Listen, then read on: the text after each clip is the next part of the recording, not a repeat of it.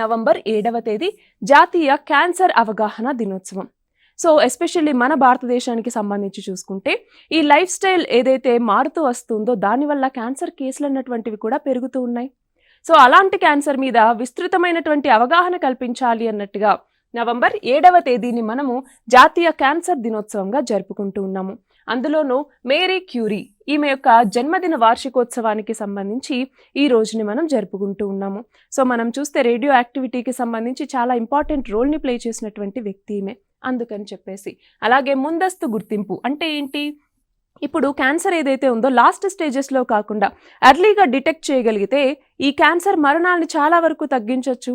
So ఆ స్క్రీనింగ్కి సంబంధించి especially ఈ డే అన్నటువంటిది అవగాహన కల్పిస్తుంది. అలానే పొగాకు ప్రమాదాల మీద ప్రజలకి అవేర్నెస్ని కలిగించడం. ఎందుకు అంటే టొబాకోను కన్జ్యూమ్ చేయటం వల్ల జరిగేటటువంటి క్యాన్సర్ మరణాలు అన్నటువంటివి ఎక్కువ అవుతూ ఉన్నటువంటి నేపథ్యంలో ఈ పొగాకు కన్జంప్షన్ మీద అవేర్నెస్ని కలిగించడం, అలాగే క్యాన్సర్ సంరక్షణకి సంబంధించి ఎట్లాంటి ప్రాబబిలిటీస్ ఉన్నాయి అన్నట్టుగా తెలియజేయటం, క్యాన్సర్ కేర్ ఇది ఉంది అన్నట్టుగా ప్రజల్లోకి మరింత అవేర్నెస్ని తీసుకెళ్లటం, ఇలాంటివన్నీ చేస్తాయి.